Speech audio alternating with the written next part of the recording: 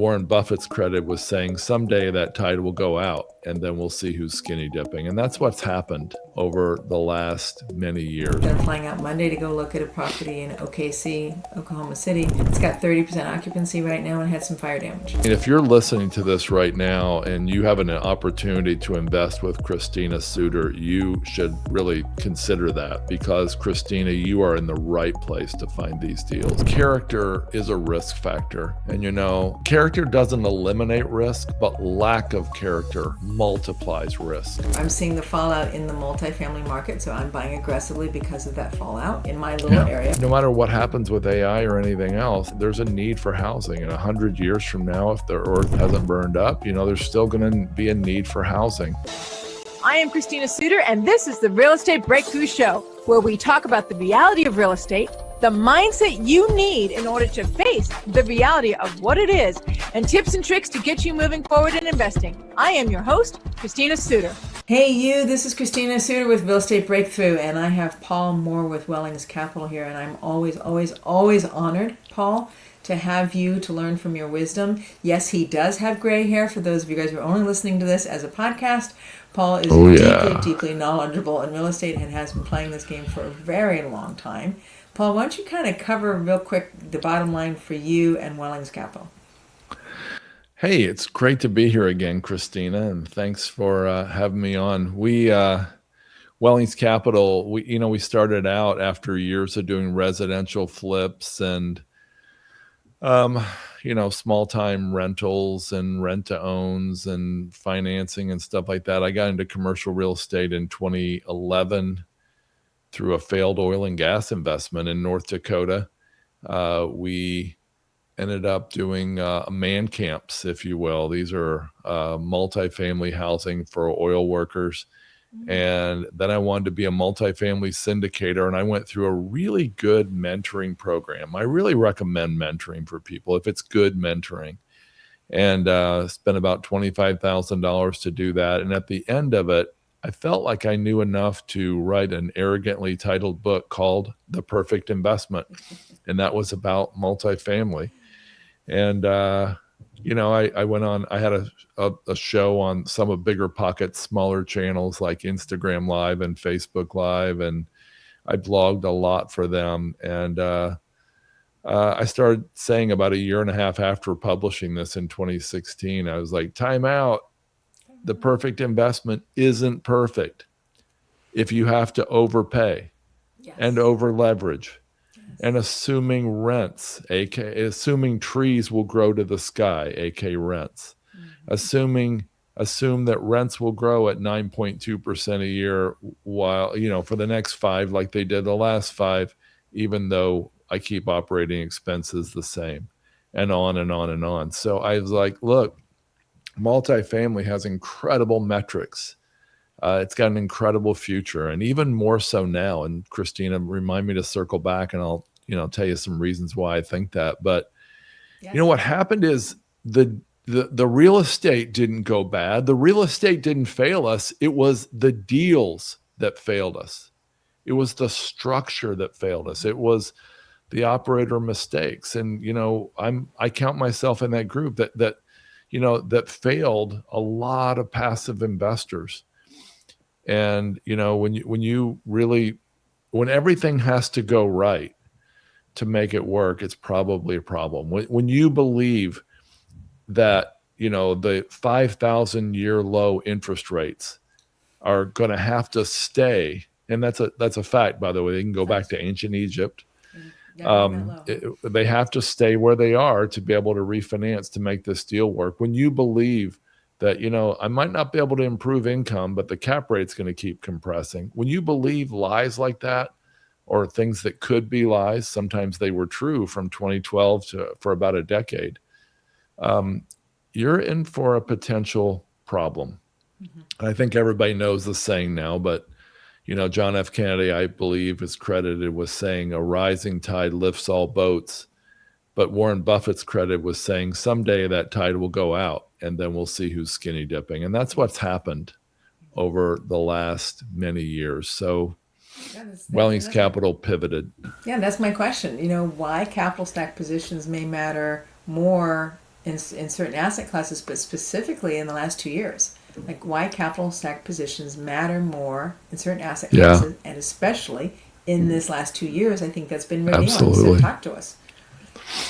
Yeah. So to kind of get to that answer, I'll tell you that we pivoted and we began focusing on different asset classes, asset types, manufactured housing, which I know you did a show about recently, and mobile home parks, and self-storage and other asset types that have a whole lot of mom and pop operators that don't have the knowledge or the desire or the resources to improve the parks or improve their assets, increase income and maximize shareholder value. We started pivoting to those, and we did those for 5 or 6 years. But then we said, and then 2022 happened, of course, and as 11 interest rate hikes in 16 months caused a lot of problems. And I don't have to review those now. I just hinted at all those 5 minutes ago. Yeah. But what happened is we began to say, hey, let's not focus so much on the intrinsic value of buying an asset, at below its potential value. Let's look at the position in the capital stack. And we began to do that, and it actually moved us back, not intentionally, but because of opportunities were available, we moved back into more multifamily. And what was going on was a lot of operators and investors were looking at all their failed deals, and they were wondering, how did this happen? And here's how it happened. The rising tide allowed people to get great results with mediocre operators, mediocre deals. And, as long as they were in the first risk position, the more risk you take during those rising tide years, the more profit you'll make. But then when that tide turned, again, people in the highest risk position were the first to get slammed. And, common equity, that you've got debt, and then you've got potentially mezzanine debt or preferred equity. And then at the top of the stack, you've got common equity, which I would include GP equity in that. Common equities last one paid. They have the highest upside, but also the highest risk. And when things are going south, the highest risk gets hurt the worst, or the first and the worst, right? And so we stepped back and said, hey, what if we changed our position in the capital stack? We've actually made two major shifts. The first one was we switched to preferred equity. Preferred equity is in the middle of the capital stack. It looks something like debt. It doesn't have a lien, but it actually has a current pay, which every month that you get that current payment, it de-risks it. We were getting payments, there was a gap. We call it gap financing. Operators were raising less equity than they had before, but also the LTC or LTV on the loans, on the debt, was lower than it was before, and it created this widening gap. And so by us filling that gap in the middle of the capital stack, we were able to say, hey, it's not debt, so we don't have a lien, but we get current payment. We get some management control rights, forced sale rights, budget approval rights. We can take over if they do a really bad job. If the debt service coverage ratio drops a lot, we can participate, in cooperation with the lender, sometimes Freddie or Fannie. And so we love that position, but we had to pay a price to get there. Well, what was that price? The price was that we had a capped upside. So the way it worked was, we were getting 8, 9, or 10% current pay, and that's nice. But we were also getting 7, 8, even 9% accruing compounding upside. And that, is accruing during the life of the investment. And when the deal was refinanced or sold, we would get paid first. And so if it lost 10% in value, for example, and our last dollar risk was at 85% LTC, our principal wasn't harmed at all. And so we did a number of deals like that. The benefit to the operator was they were able to fill that gap. They were able to raise that money. They were able to do that deal. And anybody in the equity seat, instead of, let's say, 40% equity in that deal, maybe we brought 30 of it, and let's say we brought 25, and they only had to bring 15 of that 40. And so their equity went twice as far. And if it went well, they did really well. If it went poorly, they lost really badly. And if they're confident and if they're doing good deals, and hopefully operator selection still more important, but the seat in that place in the capital stack was very helpful, obviously. And so I'll take a breath and see if you have any questions about that. Just the application of it in the last 2 years. Like, what have you seen in that position is the position in the capital stack that you guys chose because it sandwiched you between those lowest returns but highest amount of, like, quote unquote assured pay, which is the loan, and the equity, which might be the higher return but the highest level of risk, because as soon as money's lost in the deal, that's the first money lost in the deal. Right. So you took the position in the middle, which both gave you some control, like a loan, but also gave you return, right? So you took that space in the middle, which makes a lot of sense. How has that performed in the last 2 years of this increasing interest rates? Well, so we were, in 2023 and 2024, and maybe into the beginning of 2025, we were getting deals like a typical deal was 9% current pay plus 7% accruing compounding upside. And sometimes there might even be a point or two on the front end, but let's not count that. Let's just say there was a 16% total annual return. And people might say, well, I want to get a 22. Well, fine. But you might be looking at risk-adjusted return, which is what everybody should look at if they're a smart investor. Anybody can say, I'm projecting a 22% annual return, or they can say a 42. But the risk-adjusted return is more important, and the risk-adjusted position we were in made it much more likely of us getting that 16, and once you compound it, more like 17 or 18% annual return than the people in the LP seat. Now, the people in the GP seat, they knew a lot more in theory. They had more control, and they hopefully, if they did well, we did well. It might not be a grand slam, but I wasn't looking for grand slams at this point in the market. I was looking for some nice singles and doubles, which is, according to Warren Buffett, where you should always be anyway. Just compounding those singles and doubles over decades. But it's done really well. I will say and I'm going to be very vulnerable here, I think we overestimated the capital stack position's power.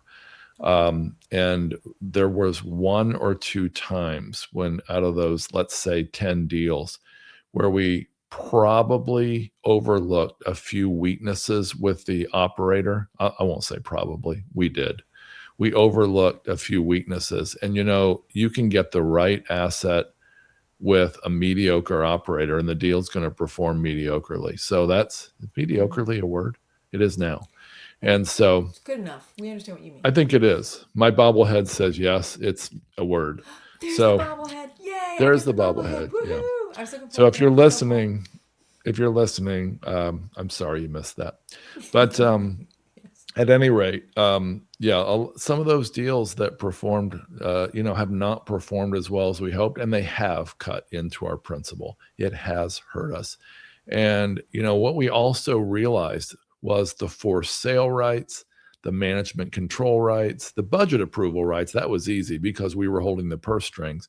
But some of those other rights took a lot more effort than that you would think on paper to really jump in. So we were in a position once where we're like, hey, we should just take over this deal. Mm-hmm. And we had an asset manager in place to do it. And it was much harder than we thought to make that happen. And so I will just go back to the core issue that we haven't even, touched on in this show yet, and that is due diligence. You can't trust. What's that? Yeah, let's touch on it for a minute, because that is, when you talk about the vulnerability of the last 2 years of increasing interest rates, you can't help but double back to the concept of due diligence. And whether that's due diligence because you're expecting variations in the market or due diligence on the team itself and the team's capacity. So Right. go for it. Yeah. I mean, you've got to trust. I mean, character is a risk factor. And, good character doesn't eliminate risk, but lack of character multiplies risk, Christina. And I can just tell you that, a sponsor can be honest and a deal can still fail. A sponsor can be smart. They can still overpay. A sponsor can be experienced and still use a debt structure that's bad. So character is necessary, but it's not sufficient. They have to have good character, and they have to be really smart, and they have to be experienced, and they have to be doing a good deal. You can't just say, we got 3 of the 4.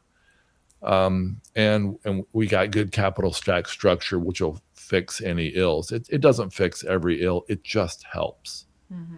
And so due diligence, we looked at 1,137 operators and deals last year. We only invested in 6. That's 0.5%. Wow. That doesn't mean we got the best 6. In fact, I almost guarantee we didn't get the best 6, but in our minds, we got the best risk-adjusted 6 we could find. Mm-hmm. Some will outperform what we did, but some will also underperform. And we tried, to balance everything. And the capital stack position was part of that. So I will tell you that as this cycle has evolved, lending has loosened up a little bit. Interest rates, they dropped a little bit.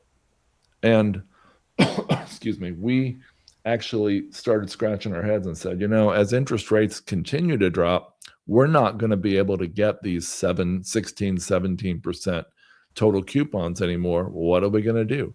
Okay. And we came up with a pivot. Mm-hmm. About a year ago, we pivoted from preferred equity to what we call JV hybrid equity. Okay. JV hybrid equity is a combination. It's a hybrid of preferred equity and LP equity. I'm going to take a quick drink while you comment on that. Water. So I'm curious more about the preferred hybrid, obviously, because there is a lot of value in the protection of the middle space in the capital stack, like you talked about. But again, if you do your due diligence and we look for all the elements you just talked about, I have still seen from time to time, sometimes deals don't go the way you expect. Sometimes they fail. Sometimes there's something that gets in there. And so now you've come up with this new sort of equity piece, hybrid equity piece. So tell us more about that. Yeah. So this is it's a type of preferred equity. Preferred equity, like debt, has a current payment, but this one doesn't. It doesn't have a current payment. It does sit in the middle of the capital stack, but that only matters at the time of a liquidity event, either a refinance or the sale of the asset. We get paid before the LP investors. So using that same example, I believe the example was 55% debt, 45% equity. We have 30 of the 45. Maybe I said it differently before, but equity, and you have 25 of the 40, but that's all good. Yeah, we have 25 of the 40. And so if that deal drops 15% in value, then that 15 all comes out of the pockets of the LP, and it doesn't yet touch us. In other words, our last dollar of risk is at 85%. Mm-hmm. There's no current payment. We're pari passu. In other words, we're getting the same returns as the LPs. Okay. We're under the same waterfall as the LPs, but we do have forced sale rights, management approval rights, budget approval rights, and other rights that the LPs could never dream of getting. We're sitting in on weekly or bi-weekly calls, to help manage the asset. Mm-hmm. We hope we never have to jump in. Right. We're investing with sponsors that we hope we'd never have to counsel. Mm-hmm. But if that deal gets a 9% overall annual return, that's what we get. If the LPs get a 40% annual return, that's what we get. And again, this middle of the capital stack position only matters in this case if the deal loses money or loses value, I should say specifically. That's when our principal could be harmed. And so it's still preferred equity in a sense, but it's not preferred equity with a current pay. And so Exactly. we really believe it's the best risk adjusted place in the capital stack. Okay. And how do you think that that's going to be useful to you going forward? Because the market's different now, right? So we went through 2 years of there being active and aggressive rate increases. Now we're on the other side of that, and rates are starting to go back down again. Maybe not quickly, but they are. Yeah. They did go back down. And so now I'm seeing the fallout in the multifamily market. So I'm buying aggressively because of that fallout in my little Yeah. area, my little 5 to 50 pocket. And we're looking at some larger buildings, but again, I'm looking at those with a team. I'm not looking at them privately with private equity. So the multifamily market has distinctly changed. And so tell me more about moving forward. You've now changed your position in the capital stack because of the changes you're seeing in the market, or is it more just historical, all the above? And then also, what do you think we're seeing right now in the market? Yeah, great question. So, well, we changed our position in the capital stack in part because there still is a need. I mean, a lot of passive investors felt burned and they said, I'm just going to go back to the stock market. I'm not going to do this anymore. I got burned on 3 deals. I lost money in an ATM deal, whatever. Or their money's just still sitting in another deal and they don't have any money to reinvest. And so that's one thing. There is a need still. Number 2, we don't want to, I think we're at a maturity level as a firm. We have 211 million invested. And, we feel like we're at a check size and a maturity where we can say, hey, we want a seat at the table. We want some, for potential forced sale rights. We want to be able to speak into this. We want to be able to bring in an asset manager if things are going south. And so that is another way of protecting our investors. And of course, the protection of the structure itself is part of that. And so that's why we're doing it. Where do I see the market right now? Thank you, Paul. Christina, good job. You tracked both questions. It's perfect. Yes, where do you see the Okay, market going good. in front of us? I got to tell you, I've been saying and hearing on podcasts, though there are some distressed deals out there, we're not seeing that many.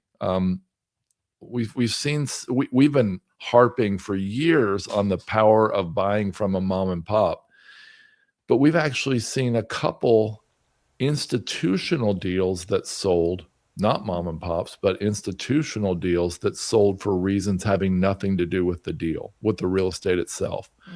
One was a large fund that was closing out, and they sold a deal in Midland, Odessa, Texas for I think it was 51 million, and the appraisal, if I'm not mistaken, was like 65 million. And they just wanted to sell it quickly to somebody they knew would close. Another deal in Indianapolis we did that was somewhat similar, an institutional operator that they didn't want to refinance. They didn't have any more assets in that whole part of the country. And they said, hey, we just want to sell for reasons having nothing to do with this deal.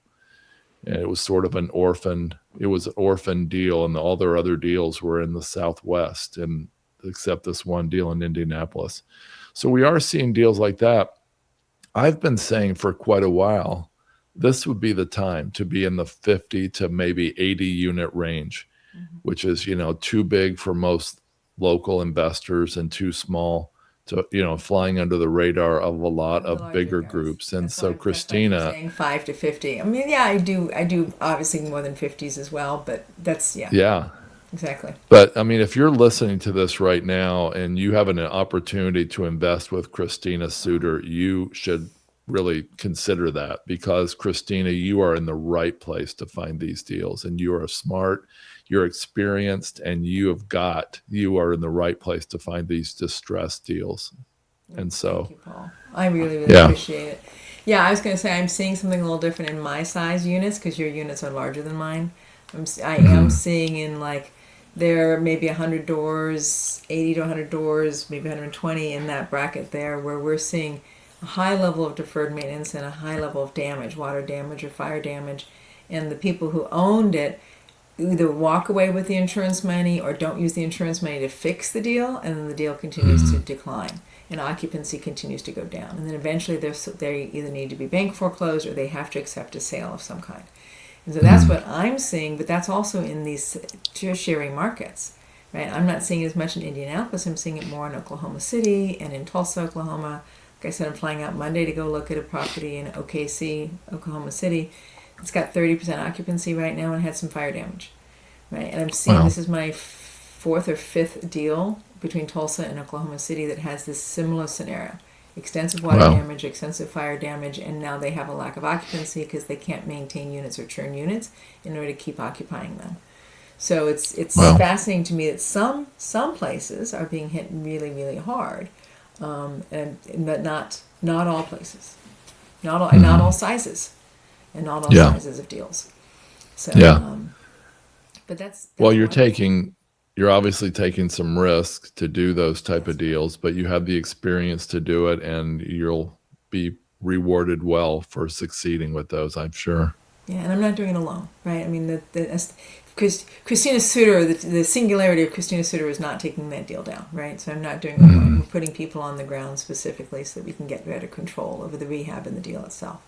But thank you, Paul. I really, really appreciate it. And, careful leveraging, thoughtful capital stack, because that's so important for the investors. So moving forward, what do you guys think that you're going to be seeing in your area? Because you do larger deals with definitely more occupancy and sort of less stress, but still willing to do deals. So what do you think you're going to be focused on for the next 2 to 5 years as we continue to move out of this environment that we've seen with the high interest rates?